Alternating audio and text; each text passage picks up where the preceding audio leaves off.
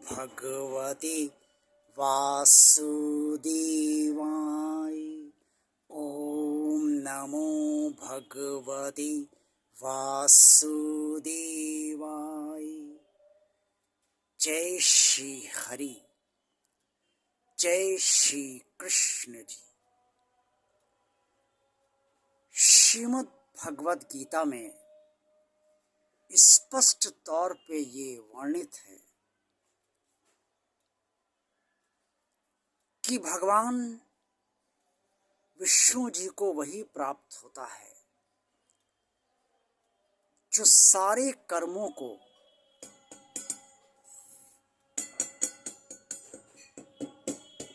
अपने लिए नहीं बल्कि प्रभु के लिए करता है। वो ये मानकर करता है कि प्रभु ही उसके सारे कार्य करेंगे, और वो ये मानकर करता है कि जो कर्म प्रभु उससे करवा रहे हैं वही वो कर्म कर पा रहा है। जब कोई भी व्यक्ति ये सोचकर कर्म करता है कि वो खुद कर्म कर रहा है और वो कर्म अगर उसका करने का मन नहीं है तो वो उस कर्म को करते समय बोझ महसूस करता है, और वो ये असंतोष भी उसे होता है कि वो ये कर्म क्यों कर रहा है। कर्म करने का मन नहीं है, इससे असंतोष उसे होता है। लेकिन जब कोई भी भक्त, कोई भी व्यक्ति ये मान कर करता है कि ये कर्म मैं भगवान के लिए कर रहा हूँ, अपने प्रभु के लिए कर रहा हूँ, श्री नारायण के लिए कर रहा हूँ, भगवान श्री कृष्ण जी के लिए कर रहा हूँ, तो उस समय अगर कोई कर्म करने की उसकी इच्छा नहीं है तो भी उसके अंदर ये इच्छा होती है, ये जागृत हो जाती है प्रभु की कृपा से कि ये कर्म तो भगवान के लिए करना है। और जब भगवान के लिए करना है तो फिर असंतुष्टि नहीं होगी।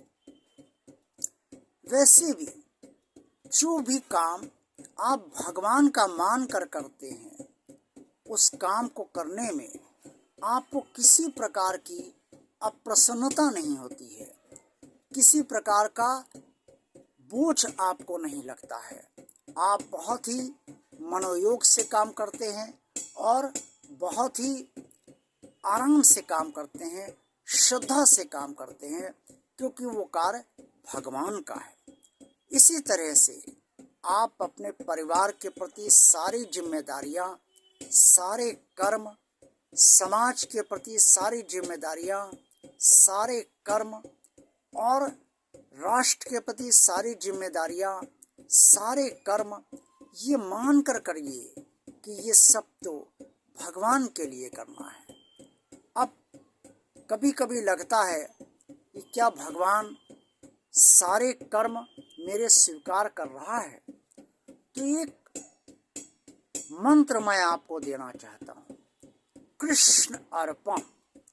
कृष्ण अर्पण एक ऐसा महामंत्र है कि आप जो भी कर्म करते हैं तो उस कर्म को करने से पहले, करते समय और करने के बाद आप जब उसे अर्पण करते हैं, कृष्ण अर्पण, कृष्ण अर्पण, कृष्ण अर्पण, तो समझ वो अगर आपको लगता है कि ये भगवान कृष्ण जी को अर्पण हो गया है तो फिर मान लीजिए कि ये कर्म भगवान ने स्वीकार कर लिया है और इसका फल आपको भगवान ही देगा। जो भी देना चाहेगा वो देगा। और अगर कोई कर्म आप कुछ ऐसा कर रहे हैं जो अनैतिक है, या जो कर्म भगवान आपसे नहीं करवाना चाहता है, चाहे वो परिवार के प्रति हो, समाज के प्रति हो, या राष्ट्र के प्रति हो, और वो काम आप कर रहे हैं, आपकी इच्छा है इसलिए कर रहे हैं, आपका मन कह रहा है इसलिए कर रहे हैं, और या फिर आप सोच रहे हैं इसलिए कर रहे हैं, और वो आप जब कृष्ण अर्पण कहेंगे तो वो अर्पण भगवान कृष्ण जी को नहीं होगा, क्योंकि भगवान कृष्ण जी उस कर्म को, जो आपकी दृष्टि में कर्म है लेकिन उनकी दृष्टि में ये दुष्कर्म है, उसे वो स्वीकार नहीं करेंगे। इसलिए जो भी कर्म कीजिए वो भगवान कृष्ण जी को अर्पण कीजिए, अपने आराध्य को अर्पण कीजिए, आप जिससे जुड़े हैं उसको अर्पण कीजिए, और उसे स्वीकार हो जाए तो फिर आप मान लीजिए कि ये कर्म उसने आपका स्वीकार कर लिया है, और इसका फल वो आपको अवश्य ही देगा। ये विश्वास रखिए, और अच्छा फल ही देगा, बुरा फल नहीं देगा। अगर भगवान को पाना है तो सारे कर्म भगवान को ही अर्पण करने होंगे, भगवान के लिए ही करने होंगे।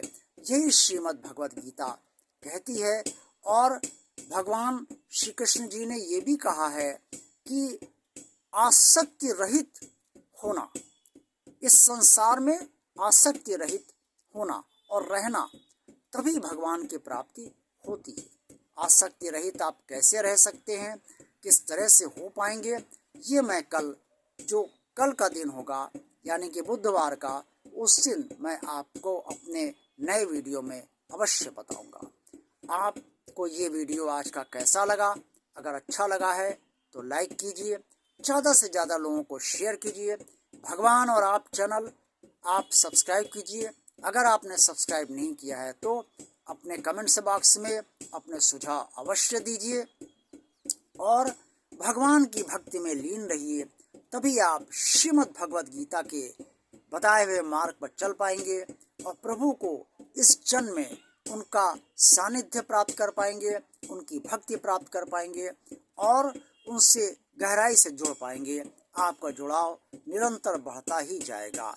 जय श्री कृष्ण, जय श्री हरि।